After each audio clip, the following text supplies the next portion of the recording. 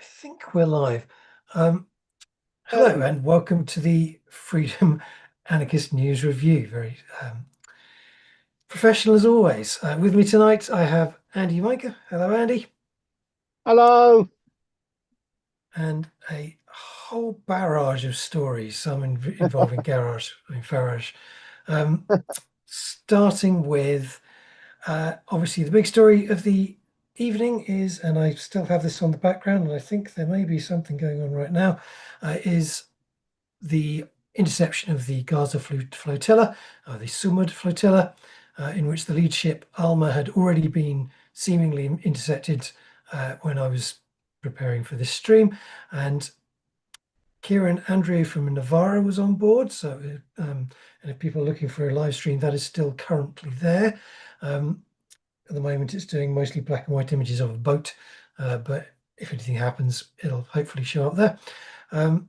They've been using Starlink to communicate, which is interesting. We will be following that up with a little bit on Nigel Farage responding to a rare bit of criticism from Keir Starmer by essentially mirroring Trump's rhetoric and saying any violence against Reform UK that happens after this is definitely Starmer's fault, which is an interesting take, which we will get into later. This is followed by ID cards being back and digital. And they're going to keep at this, aren't they? Eventually, they just want one giant database. Followed by Starmer planning to build 12 new towns in places like Cheshire, Oxfordshire, and Devon. Kemi Badenoch wants to ditch the entire slate of human rights legislation. And obviously, we have our own Freedom News stories of the week, including no to nuclear in the Linfibat Valley. Barclays being targeted in 5 countries as part of a summer of sabotage. The second week of mass protests and repression in Peru.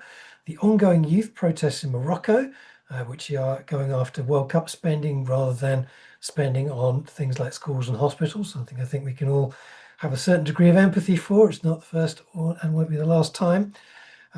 And Madagascar protesters demanded the president's resignation after 5 days of rallies in which at least 20 people have been killed.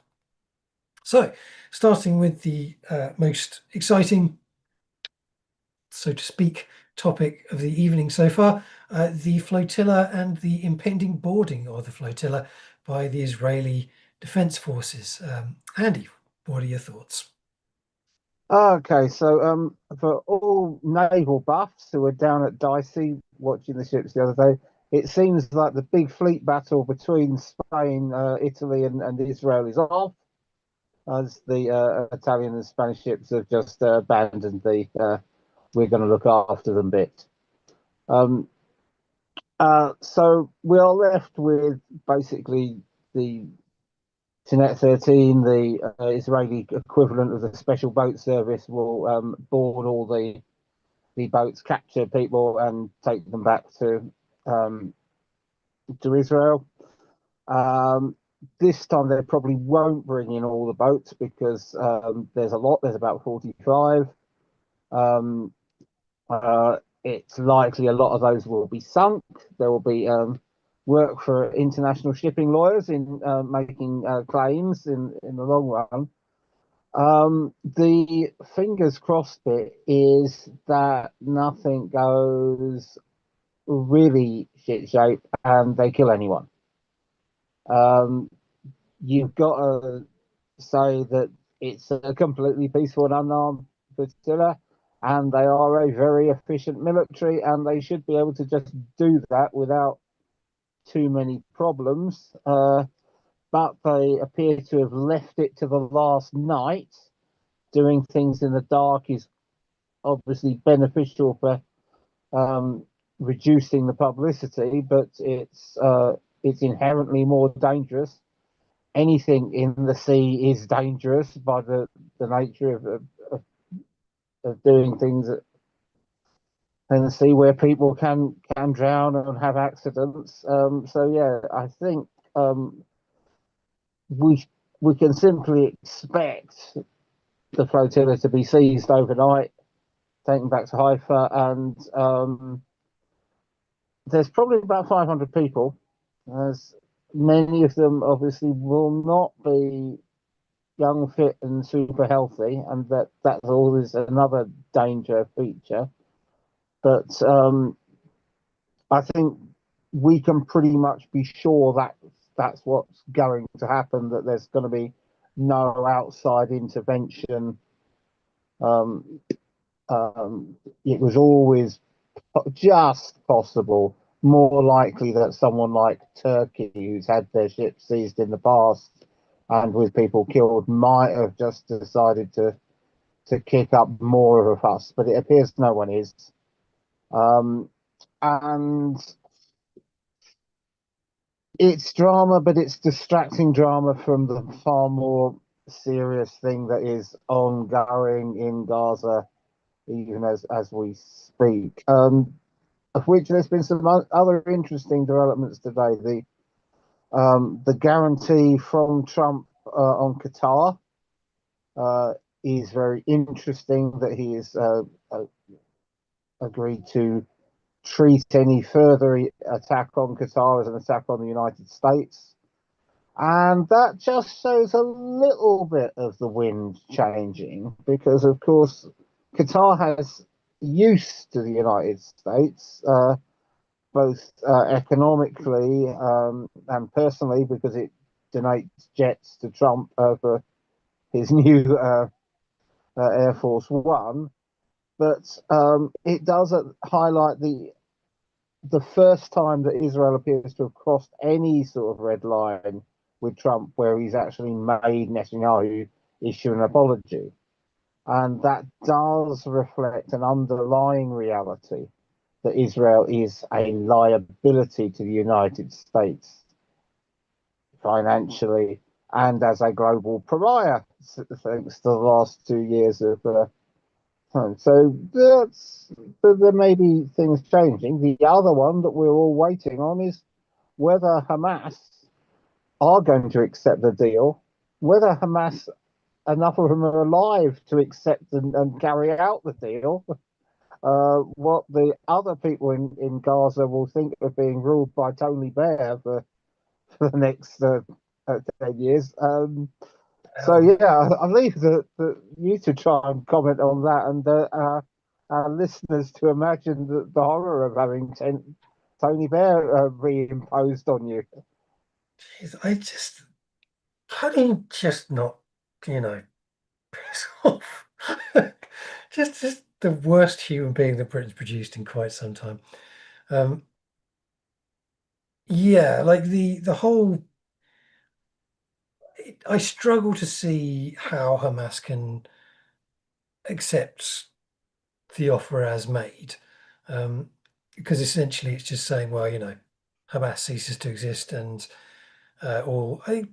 There are Hamas negotiators still in Qatar, obviously, with the power to make these decisions, but there doesn't really seem to be, you know. I know the idea is that there's not supposed to be anything in it for them, but they are the only ones who can actually, you know, tell people to hand in their arms. And it seems very unlikely the way that it's being presented that this is something that they're going to feel able to do. Um, I I'm always skeptical, and I'm aware that like this is a skepticism which would get in the way of an actual solution. But it's happened so often that a ceasefire agreement has been put on the table and then it's been changed, and on a number of different occasions, various senior ministers, including Netanyahu himself, saying, yeah, we kind of half make these deals, but we're never actually going to keep to any of them. Like our actual plan is simply to expel all of these people from Gaza. Um, so any negotiations are effectively nonsense anyway. And you can look at the actual military movements on the ground and the analysis that has been going on around that, in which there doesn't seem to be any joining up of the rhetoric around ceasefires and the actions of Israel in terms of slowing down. You would expect Israel to kind of rather than accelerating the invasion, which appears to be what's happening at the moment, you would expect them to be maybe slowing it down to see whether a deal might come up. I, I don't get the impression that the negotiations have anything to do with Israel's actual intent. But I would be ceasefire is a ceasefire. I would be very happy to be proven wrong on it. But I am also watching as we speak, flares and lights flashing, and I think what looks like a ship being boarded as we speak. Um, Nothing about Israel's, yeah, as No Doubt says, the guarantees are all for Israel and none are for the people of Gaza. None of Israel's positioning or history or um, their activities seem to point towards this being anything that's actually going to come off, I suppose. Which is Yeah, it's a very negative negative assessment, but you know, I think most people would struggle who have watched the last, well, it's not just the last 3 years, but the last 20, 40 years play out, to take Israel in any way seriously when they say any of this stuff. Um, yeah. I mean, we have been plugging a line on this. So it's a very strange thing as anarchists at the moment. We are in a very good legal position as not supporting the two-state solution and instead in favour of a no-state solution. We can't be accused of supporting any of the terrorist groups that are banned for attacking Israel because we don't support them and their attempt to establish uh, two racist states instead of one, which is lucky for us, given what's happening in this country, where we're up to about 1,600 arrests of people who would never have even thought of being terrorists until a couple of months ago. yeah, it's But yeah, amazing how quickly the terrorism term has been getting expanded in the last wee while. Um, not to sort of move away too much from the topic, but obviously what we have got happening in the US as well is the definition of Antifa um, as a terrorist organization. And I was reading the write up on the official write up from the order that Trump put out, and just thinking, the only way I can see this being done, because domestic terrorism, as I understand it, is not even a law, an imposable law in the US. You have international terrorism, but not domestic terrorism in that sense. Um, but it strikes as an intimidatory tactic more than anything else.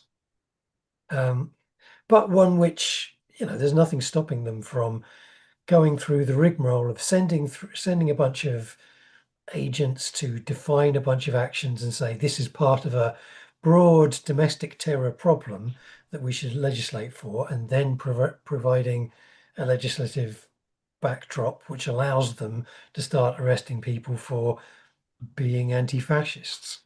Um, at which point, you would think that the American public would perhaps think twice about the idea that being anti-fascist is being made illegal, and whose favourite might be in to do that.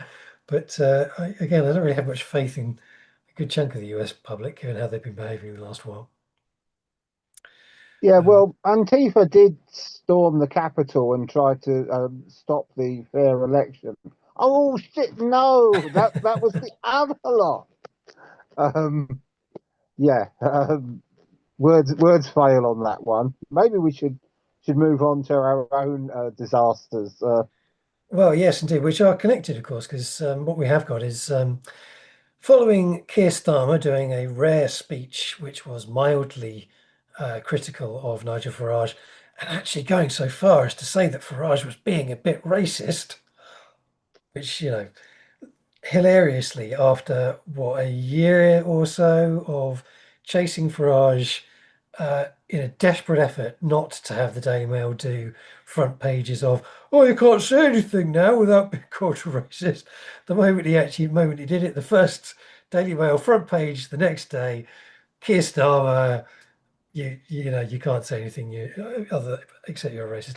It was inevitable. There was absolutely no point at which he could delve so far down into anti-immigrant sentiment that that wasn't going to happen, and it duly has.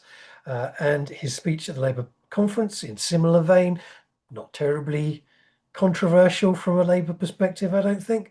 But Nigel Farage responded to it in the most American way possible by just regurgitating a stump speech from Trump, near enough, and saying that this is the green light that radical lefties needed to attack reform candidates, and this means that any attack on any reform candidate is now Keir Starmer's fault for rallying the left wing troops, which I don't know, like as someone who probably hates Keir Starmer more than he hates Farage in many ways. Um, I don't find this entirely convincing. This idea that we were all just waiting for the green light, that, go time, lads, um, off the back of Keir Starmer's uh, decision to dislike Nigel Farage. Maybe I'm wrong. Maybe there were troops waiting in the wings that I was never aware of. Well, Starmer could go back to his legal practice and try to get some people off when they attack. Um, um, It's, they've made a fine old mess of it, really. It's yeah, it's obviously, like, this is indicative potentially of a medium to long term danger for the anarchist movement, because that kind of rhetoric in which the positioning of the radical left as basically anything even slightly critical of Farage, um, on the basis of calling him an extremist or anything along those lines, or any of his um, supporters and members of Reform UK.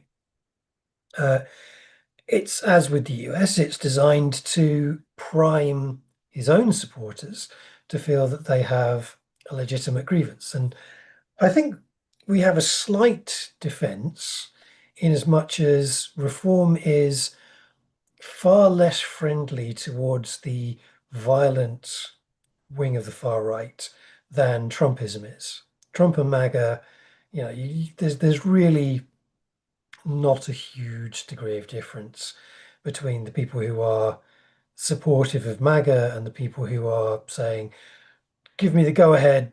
Don't, you know, uh, I just want to go door to door." These are things you can find on TikTok, of people saying, "I just want to go door to door, taking out liberals. I just need the okay from Trump." Um, these people don't have any perceived gap between them and him. Whereas I think that Tommy Robinson's crew and all that lot, they don't like Nigel Farage particularly, because Farage has made some efforts to at least pretend that his politics are differentiated from theirs, and to say, I don't approve of violence on marches and of Tommy Robinson himself.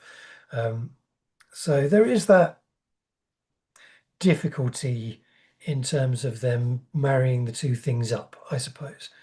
Robinson can use it as an excuse, but they aren't so intricately linked in terms of political bodies.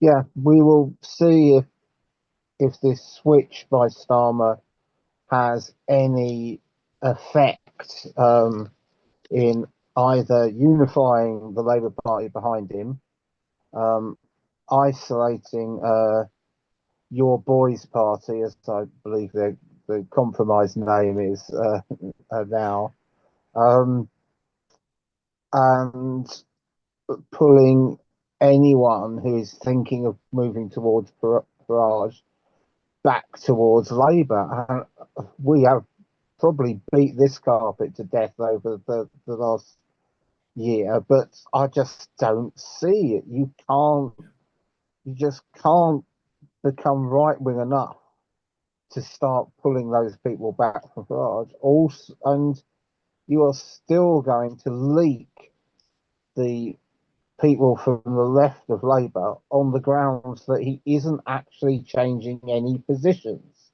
There's no, the budgetary constraints are staying the same, which means that the cuts will come. There won't be tax rises on the rich, and he can't change his opinion on even token issues like, not to speak really in that way, but something like Gaza that costs nothing. He could turn around and take a hard line on Israel. That might please the Labour left, but he won't do it. So you can't please the right, and he won't please the left, and that it Well, was, in terms of speeches, pretty decent speech. From a technical point of view, but there's no substance behind it, and therefore it's not going to have any more effect than getting him a few claps at the conference. and there is a fundamental issue, and it's very telling that he's barely, what we've coming up for 15 months into his premiership, and he's already having to beat the anyone but reform drum. Um, he's not like, as a policy proposition, that's the sort of thing that you end up doing because your actual policies have failed to build a constituency that'll get you past the line. So you have to go after, oh, well, if it's not us, then it's fascists. Like, the fact that he's doing it now is absolutely embarrassing from a political perspective. And it's also deeply undermined, not just because, as you say, his policy slate is not going to be changing radically after this fluff at the conference, but also because his policies up until now have mirrored what you would expect to see from reform.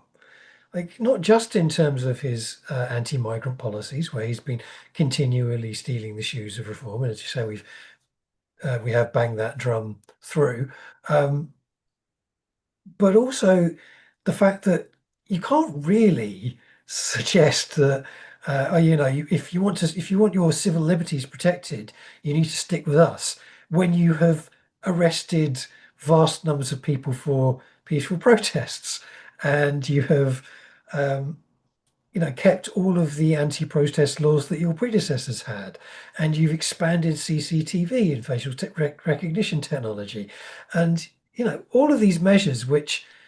There's there was an article I was reading, which I came across on Urban 75, the grumpiest political space in forums.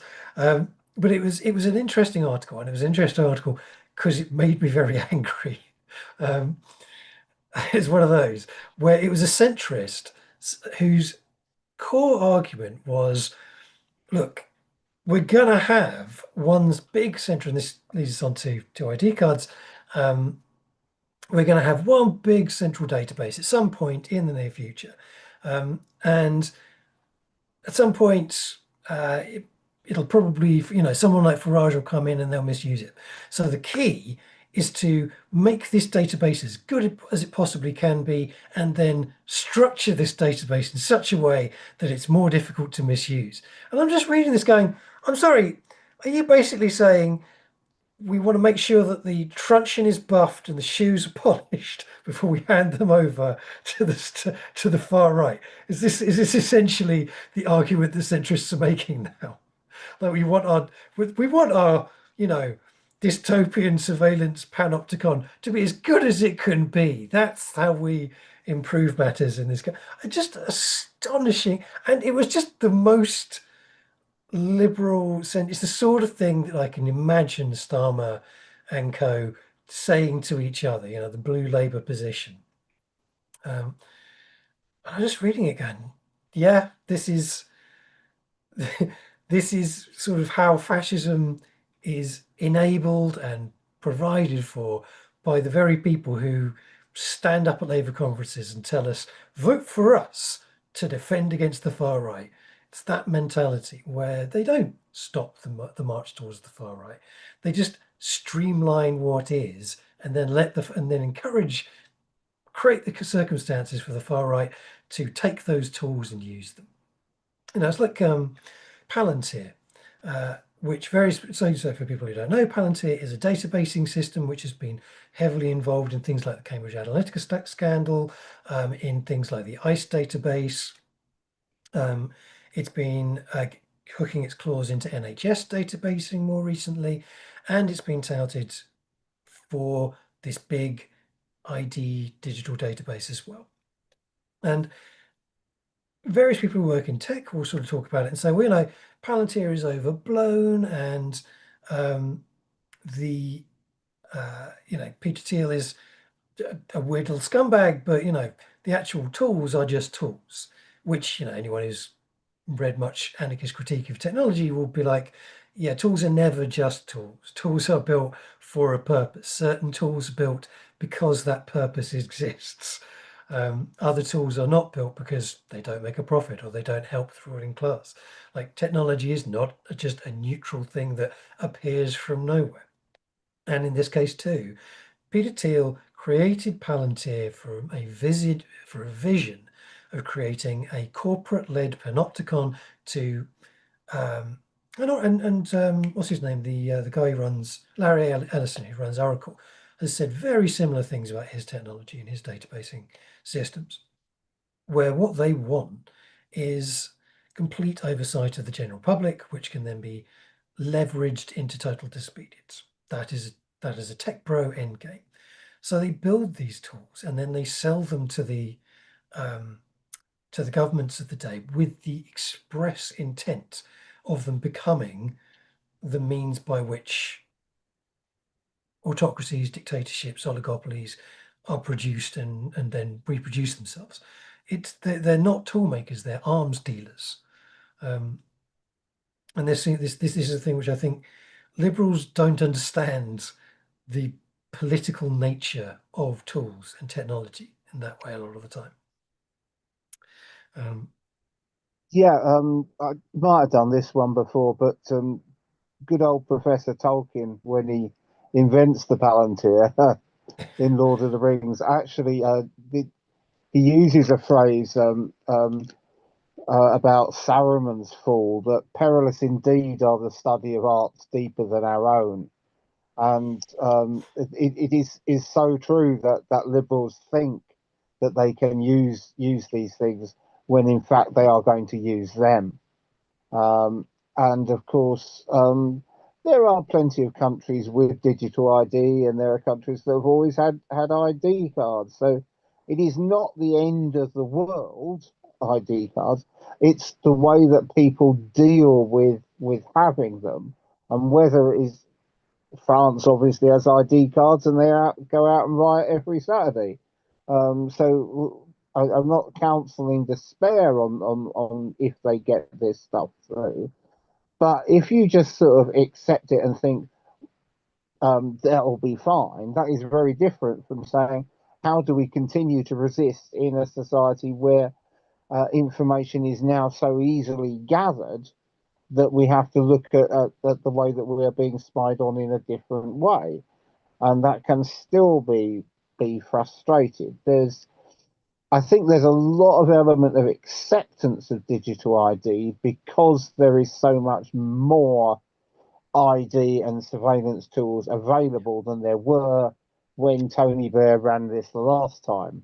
And boy, is he pulling the strings the world over at the moment. It's Proper little re-emergence, isn't it? on the grave. Um, um, so yeah, but I still think that it is something that is really, really worth campaigning on. And boy, from the Starmer point of view, It's not in your manifesto. It's not even been floated around the party. There's in practical terms, are you even going to be able to bring it in by the time of the next election? Um, and then the stunning practical connotations is that people apparently won't be able to get on small boats unless they've got an ID card. Criminals will refuse to rob banks unless they got their ID card with them. Yeah, yeah. Uh, it's just Farage has unfortunately been able to ridicule Starmer on account of an idea that obviously will not do what he says it will do, and it will cause, as I suspect, untold chaos because it will be so badly implemented at great public expense and will be a paradise for fraudsters, scammers, and so forth, who will go around preying on people who are worried about whether they got their ID, that their ID has been copied. Um, in a interesting things on the news, like we see the poor kids' home getting hacked and all the children's information. That's just going to multiply if you've got a government that couldn't keep secret the names of agents who work for us in Afghanistan. They're not going to be able to keep secret ordinary everyday members of the public where all manner of in some cases, well-meaning people have access to. I'm not suspecting my GP or the nurse at the foot clinic to dob me in for stuff, but they simply aren't going to have any security protocols in place that would safeguard the information. I mean, It's a even license to just hand it out. yeah, I mean, even on existing databases. So, I mean, if you look up cop stalks on Google, you will find a handful of news stories in which police officers habitually, this has been going on for years and years, use the National Police Database to stalk people. Sometimes because they fancy them, or because they have a vendetta against them, or whatever. Um, and this is one database of people who the police have come into contact with or have opened a file on or whatever. It's a very large database incorporating a lot of people. What it isn't is a universal database incorporating everybody, including across multiple different departments, all of their details. Your health details, your address, your age, your date of birth, like everything the government has on you will be in these databases. And as you say, anyone can do anything with it. Like they've given no detail on what who will have access where it'll all be hived off to. And it really only takes organized crime is a matter of finding weak points in databases. It's certainly online. And the easiest way they generally find to do this is not, there is your everyday hacking, and obviously we've had to move to two-factor authentication across most of our lives because they've managed to hack more simple systems. But by far the easiest way to get onto a database like that is just to get one of your own hired into a useful position with access to one of those databases. And that doesn't require you to be doing, a lifelong, like hardcore gangster. That's just, hey, you're getting hired, aren't you? Do you fancy a bit of money to give us some names? Like the security is zero on a system like this. That it will get hacked and it will have everybody's details just turfed out into the wide blue yonder. Um, Well, we see tonight on the BBC are doing their documentary that they got someone undercover in Charing Cross Police Station. oh yes, I Um, saw that. And shocking, and that's surprising turn of events. Corruption and racism and sexism is still endemic, even after they got rid of 1,400 officers. But It's yeah, almost as though it's systemic. Sorry. yeah, if you can walk into that as then in any other walk of life, you'll be able to get your people in to do it. Yeah. Maybe new towns will be safe from the ID cards or hacking, or and they will be digitally protected. Well, possibly. I mean, the list of places which might have new towns is interesting. I will say, just in terms of just a quick one back for the ID cards. Um, One thing is that is interesting is something called petition map, which I will put in chat because why not? Um, and this is a heat map of message to you as well. This is a heat map of where the vote is. It's because obviously you have to put in your postcode to do a petition vote, and it shows where the hotspots are of people who are against ID cards. I think one of the interesting things is that reasonably predictable, because Nigel Farage has made a big deal of it. The heartland of Nigel Farage, i.e., Essex primarily, and parts of the northwest coast um, have, they're very deep red. Like lots and lots of people have signed the petition there. Interestingly, though, there are a bunch of places which are kind of red wall, like Newcastle, Sunderland, sort of various areas around Manchester and Liverpool, which are also very unhappy about it. So it's the places which seem to be least unhappy, certainly in terms of like percentages of the population, are the biggest cities, so Manchester and central Manchester and central London and Birmingham are very noticeable on the map. Um, which seem to be more relaxed. And I think that would fit with what you're saying about when you become more and more integrated with a everyday form of surveillance, the idea of digital ID becomes less of an issue. Like if you're living in central London, you are constantly filmed, like all the time. There's nowhere you go.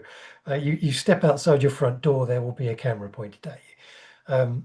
When you walk through the turnstile to get onto the tube, you're waving your phone or your credit card. You know that your journey is being tracked, right? You pay for everything with card. Like your entire day is trackable. And you see that in the way people talk about it when you talk about digital ID and how much it's going to be dodgy potentially. It's people like, well, I tracked anyway. What does it matter? But I think it's an interesting map to kind of pore over from a political perspective, because I think that there is, like the morning, there was a writer in the Morning Star, which I do read every so often. The other day, he was saying there is an opportunity for the left, if it gets its act together, to really push on ID cards and, if not take it away from reform, certainly provide an alternative. No, actually, the left is in favour of more civil liberties rather than fewer, and of less nosy and intrusive state action rather than more, which is quite an important thing for the left to be doing, because a good chunk of the far right's argument against the left is that the left is inherently authoritarian and wants to take away your rights and take your jumpers off. I don't know. But yeah, so as a civil liberties fight, it's one which I don't think we should give over to Farage. I think it's one which we do. I think, as you said earlier, we do need to push ourselves fairly aggressively, if at all possible, if the left has that in it, at least. But yeah, so moving on to the new towns. So Labour is planning to build 12 new towns, with various in Cheshire, South Gloucestershire, Enfield and North London, uh, redevelopment of a former airfield base in Oxfordshire. There are also Leeds, Manchester, Devon, Plymouth, Milton Keynes, Bedfordshire, South East London, and Worcestershire Parkway train station. Though it should be said, some of these are not new towns. What they are is basically the core is 10,000 properties of some kind, but several of these are actually aimed at redevelopment of brownfield sites within existing cities, for example. So it's a bit of a misnomer from the start. Um, one of the things I thought was interesting about it uh, is that industry figures have immediately said, okay, that's great. Like these are people who directly stand to benefit, but they're saying, okay, that's great, but with what army? Because as anybody who's tried to get anything done to the house will know, there's a bit of a shortage of hands in the construction industry at the moment. And by a bit, I mean catastrophically low. um, I'm not going to say that that's, you know, I'm ambivalent about the EU as an institution, but you could theoretically draw a line between getting rid of all of the builders who used to come here from the EU and a shortage of builders. But yeah, it seems the general vibe from the construction industry press, which I think are worth reading on topics like this, was that it's more kind of ambitious sounding measures which are probably not going to happen than anything else. Um,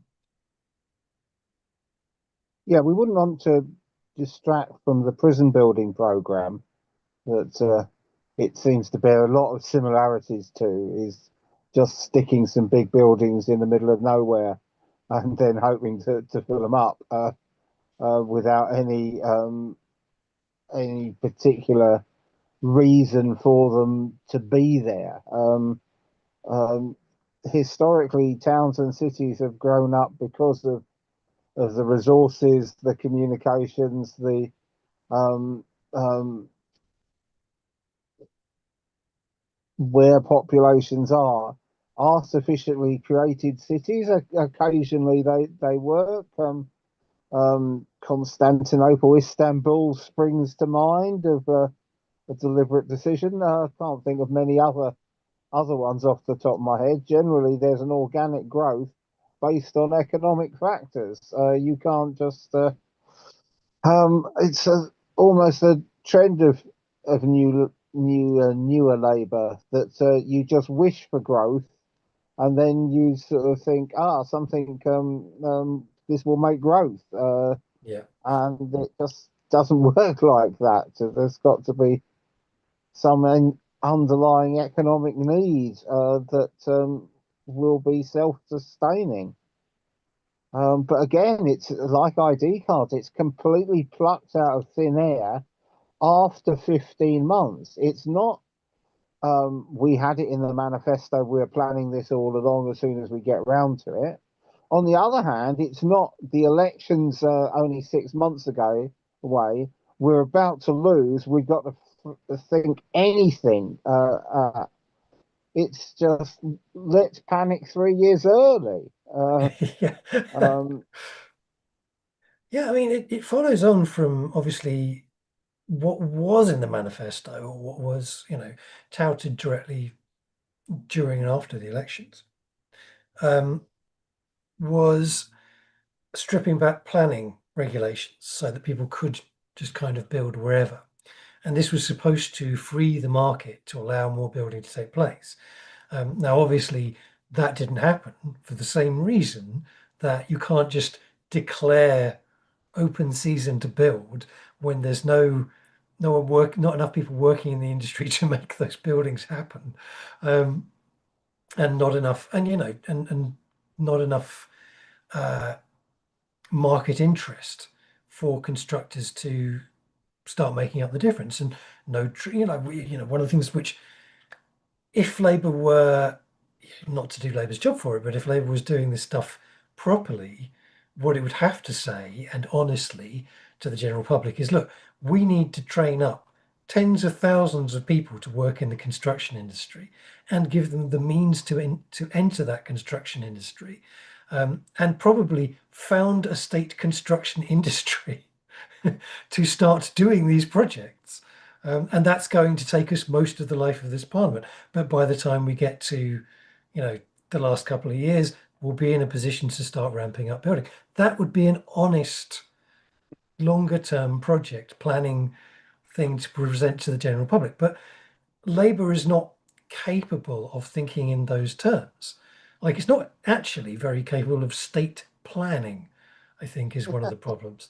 It can't envisage it.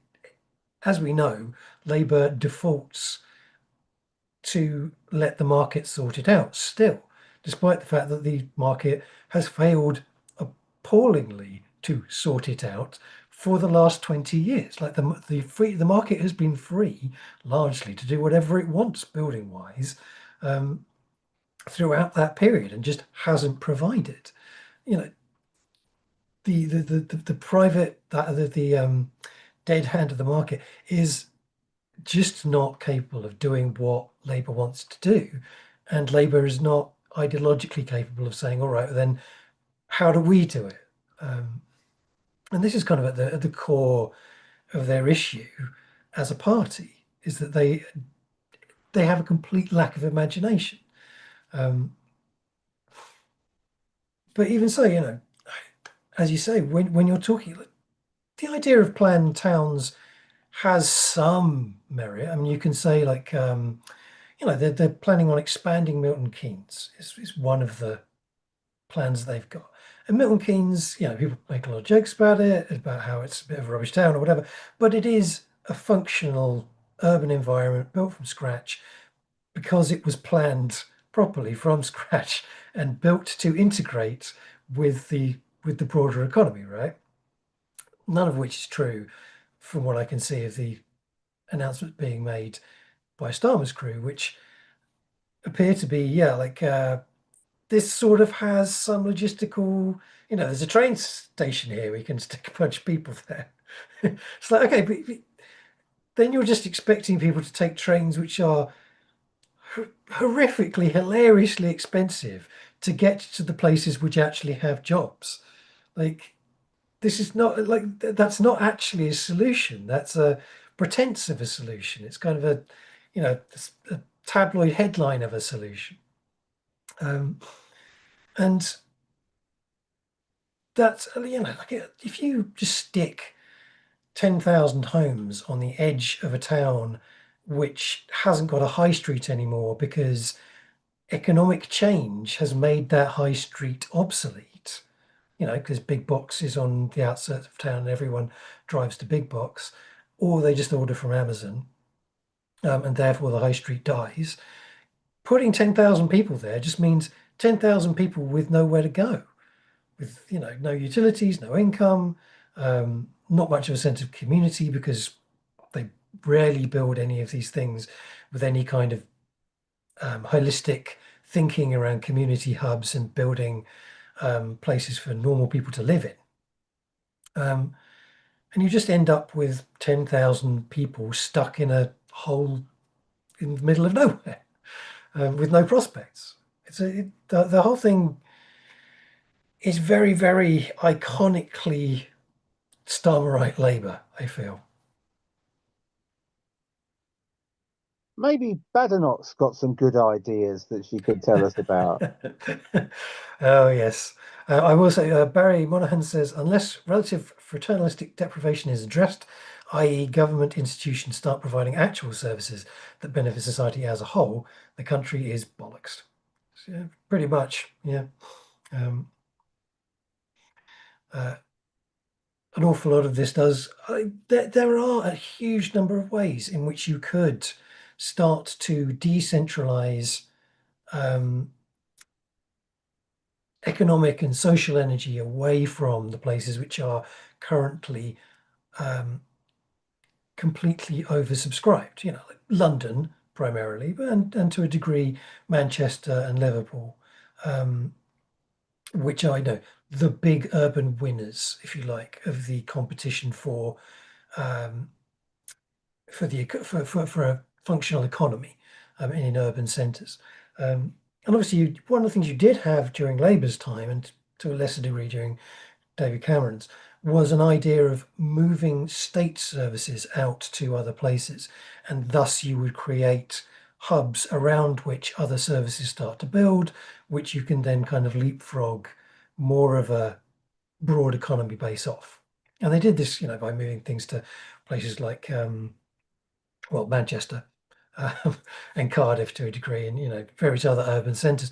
But there are other ways to do it. You can start thinking, okay, so what do we want to, the classic is to invest in the tech corridor between London and Cambridge was kind of one of those big ideas.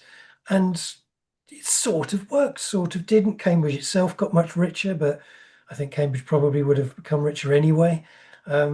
But those kinds of ideas are not necessarily bad ideas. And obviously, the Preston model was a much more localized and decentralized version of that, which had some success. But I mean, obviously, the anarchist position on this is going to be pretty simple and clear. It's don't we can't wait for the state to do this. It's not been doing it. It clearly hasn't got an ideological bent towards doing it, even though actually it would be very, very beneficial for the state to have a more broadly healthy social um, society across Britain. Um, so it's got to be a bit of DIY once again, a bit of mutual aid, bit of without getting too into the whole petty bourgeois.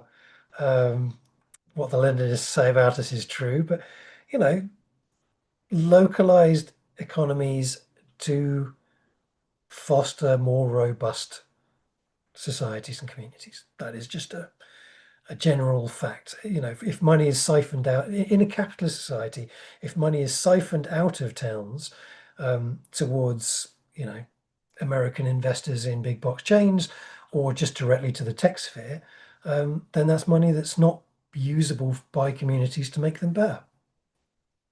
Has the bookshop still got a reasonable pile of Colin Ward books that you go It in and does. get the? It does. And we need to. It, We it probably really do need hasn't changed in that essence since the '60s when he was telling us all this stuff. Um, Yep. but yeah, Albert what's Meltzer would be terribly disappointed in everything that I've just been saying, and probably correctly so. But I would be more than happy to support Albert Meltzer's uh, wing being resurrected as well. I am completely non-partisan in this sense. Um, but, yeah. Yeah, the major achievement of recent government is to change Wandsworth as the country's biggest prison to Berwyn. If anyone knows where that is, send us an answer on a postcard. Um, not a clue. yeah, Um, yeah, the whole mega prison saga, which we haven't really touched on. Maybe we should in a future one next time there's a bit of news about it. Um, just incredible. Continues. I mean, it's been, I think, 20 years since mega prisons and the moving of prisons out into the middle of nowhere was first touted as kind of the big catch-all solution. Still on the docket. Incredible. Anyway, um, yes, Badenoch. So Kemi Badenoch, and this was a post that we put up from the Times earlier this week, if people, or late last week, if people noticed it, on Blue Sky, saying that people familiar with Wolfson's review, this is the review which Kemi Badenoch produced so that she could justify getting rid of the Human Rights Act, essentially, that stops mistreatment of migrants, so that she could chase. The idea was to chase past reform and reform's own. We need to get rid of the ECHR. But her pitch was, we've got a proper lawyer to look into it, and these are the laws which we would have to strip back in order to make it happen. And as the Times rightly pointed out, the fact that Farage made a big deal about getting rid of the ECHR, then there was a media hoo-ha about it, and then the Tories a week or two later come forward saying, yeah, I think we should get rid of the ECHR, but we know how to do it responsibly, is, again, it's the Tories' own version of you can't chase reform down the rabbit hole and get back all the voters. They're just going to think that you're Nigel Light.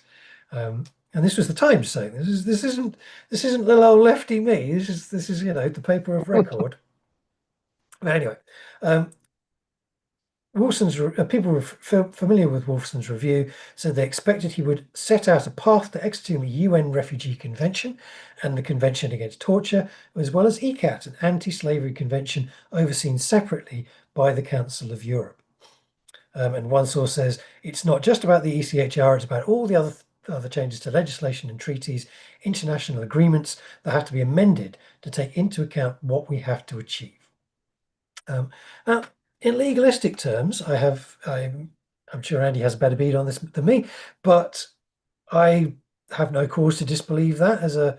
I have heard similar from liberal human rights organisations saying that, yeah, actually, getting rid of the ECHR doesn't change Britain's responsibilities all that much towards refugees. You still have to treat them with a modicum of decency and respect under a whole slate of other international agreements that have been made since the 1950s. Um, but my God, what an admission! what what an incredible admission that you have absolutely no human principles left. You're quite happy to say, yeah, I think this anti-torture thing is a bit much, really. And do we really need to have a rule against slavery? Um, Astonishing. Well, not astonishing, It, entirely predictable in many ways, but it has always been the direction we've been going in from the far right. But still, wow. yeah, it is stunning one from the Tories. It's a I'm almost starting to feel sorry for her because she has got no hope left. Uh, there's the It is going to be a long time before anyone will look at the Tories without saying, "Yeah, but you had 13 years to do it." Yeah. Um, and so that proves that they can't. Um, if people are old enough to can throw their mind back to the start of the previous Tory MPs when the Tories actually had some grown up leaders. Um, um, and one of, say, Theresa May's big things was the anti modern slavery legislation. Mm. Um, because they actually believed in the rule of law and its Ah, development. the good old And days. you see, sophisticated right wing use the rule of law to manipulate things in favour of their class in such a way as the working class goes along with it because they think that they're following the rule of law rather than being shat on from above. It's a con. It's a sophisticated con, and so it does provide some uh, defences for ordinary people that offers them some protection. The classic example is the British invention of the modern type police force that combines a a force that can be used against social disorder with a force that actually prevents crime and attacks um, on communities by predatory people. And if you've got the same people doing both of those tasks, people will accept the compromise that they don't want to be burgled, even if that means that sometimes protests will be suppressed. Um, Farage comes from a whole different far right background that wants to tear everything up and go into a red and tooth and claw. Uh, the the far left have taken over. We need to get rid of human rights, and his big problem is that there is still, I think, and pray, a decent, sensible majority in this country who will look, nah, this is going a bit far. This is all a bit not British, and that's the one thing I think that Starmer was hoping to appeal to in his speech today. And if Badenoch is trailing Farage on the get rid of human rights bit, then I think she might as well pack her bags and go on a speaking tour of the United States now. It's a shame she couldn't get in earlier because who was the one who lasted a month who I've forgotten the name of Liz already? Truss Thank you. At least she got to be prime minister for a bit before she had to go on the stump. got a Uh, pension. but yeah, a handsome one it is too. Um, but yeah, it just it looks like that. What do the Tories do at this point? They've virtually been excluded from the national discussion on politics. There are, as you've just pointed out, some traditional outlets, the Times is a classic, or the BBC, who still feel obliged to see what the Tories say about some issue, but everything is pretty much polarized into Farage, Starmer, Labour, and Reform. And Badenoch is might as well take up with Ed Davey doing some stunts by the seaside for all the good this is doing out. There's actually it was a I forget who it was making a interesting argument that the Tories now have so much in common with Labour um, that the possibility of a grand alliance to keep out reform might actually be on the card.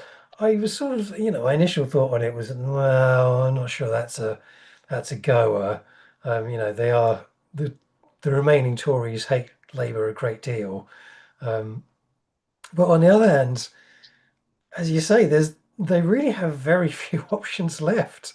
I can't see them stealing back because in order to steal back the vote from reform, they would have to present themselves as a more realistic party of government than reform.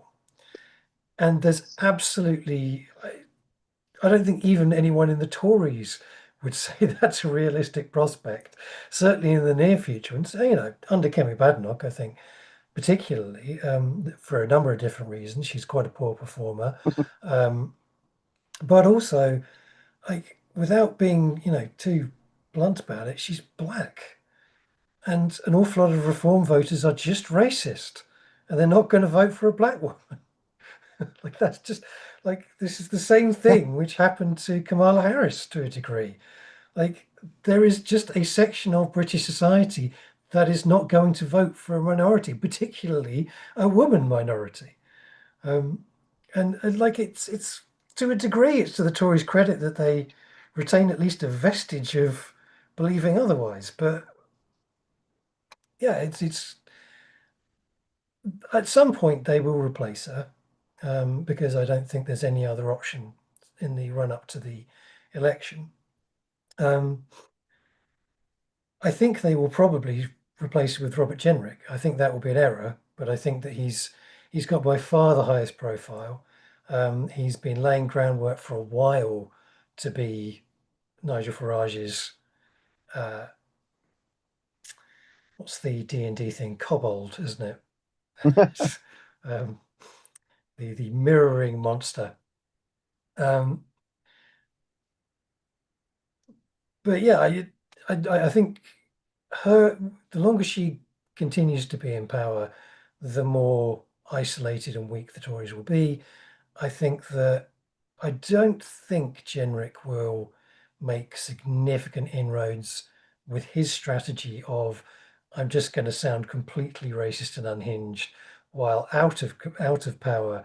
Therefore, when I get into power, everyone will trust me. Um, I don't think that's a go. Apart from anything else, his background just doesn't lend itself to that.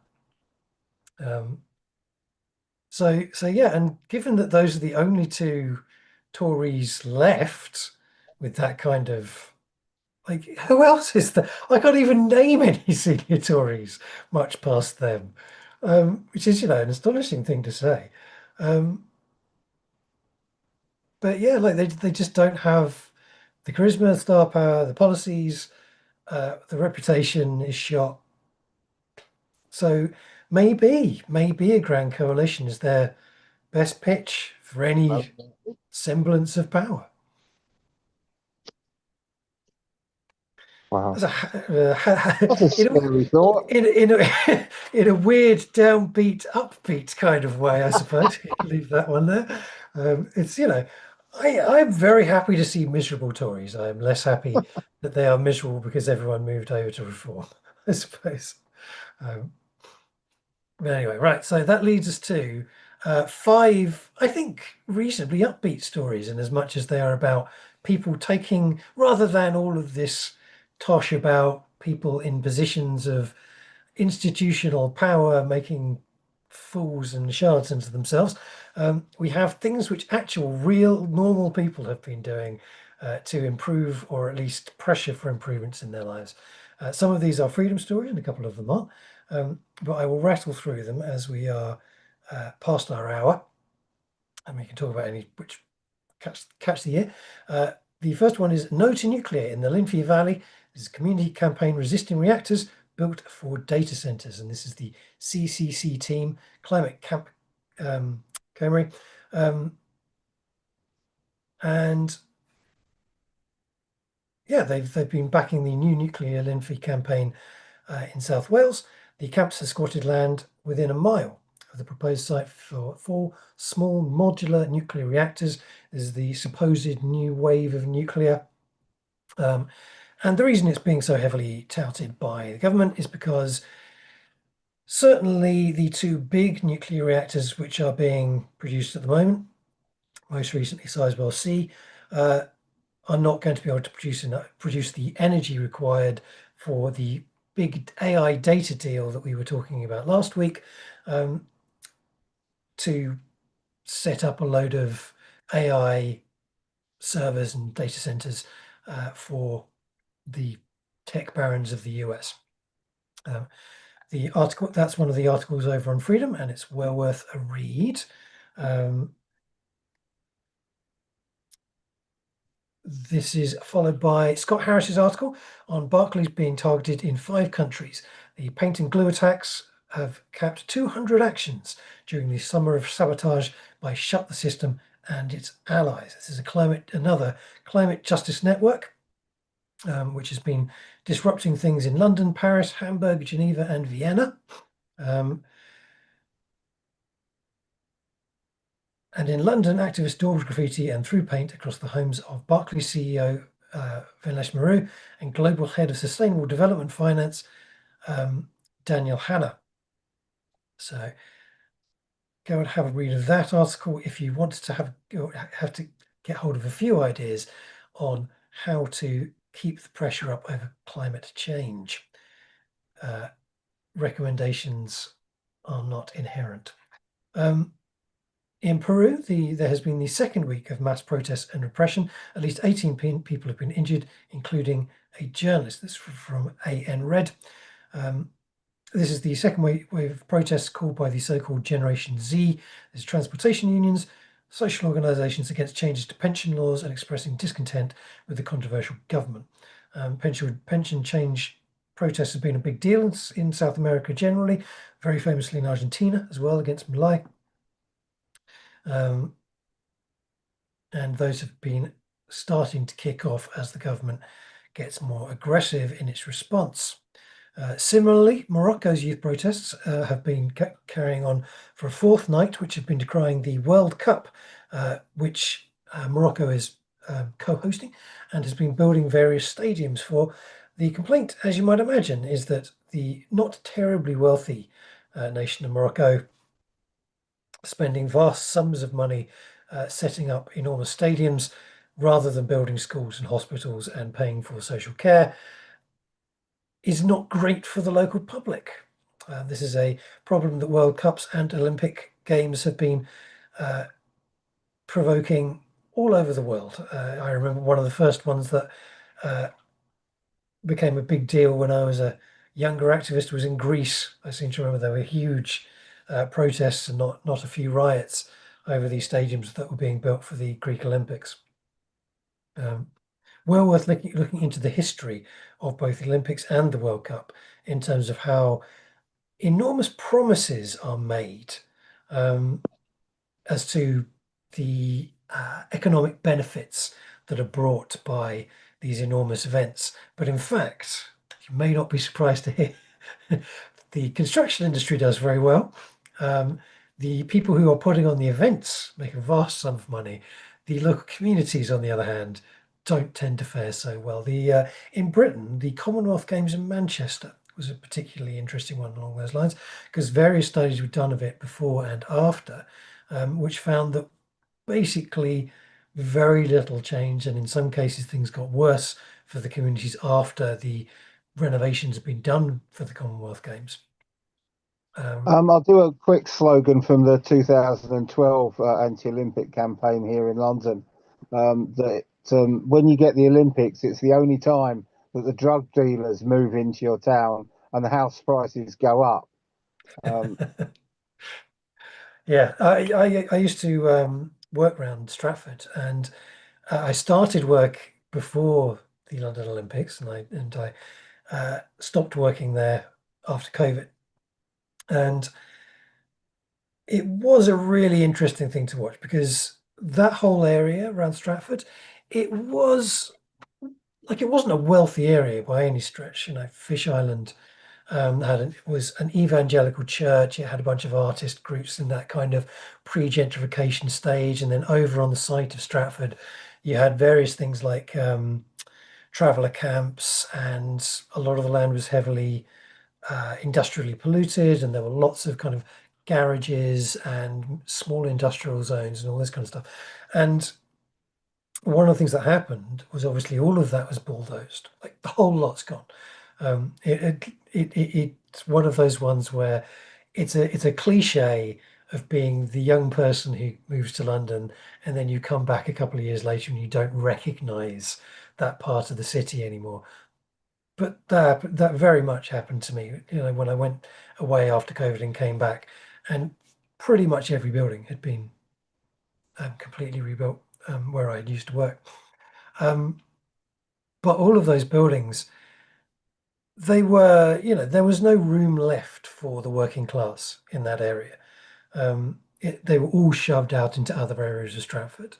The poverty did not disappear. It was just moved under those circumstances. People were displaced. They weren't, you know, suddenly enlivened and enriched. There are lots of very lovely facilities. The swimming pools are great.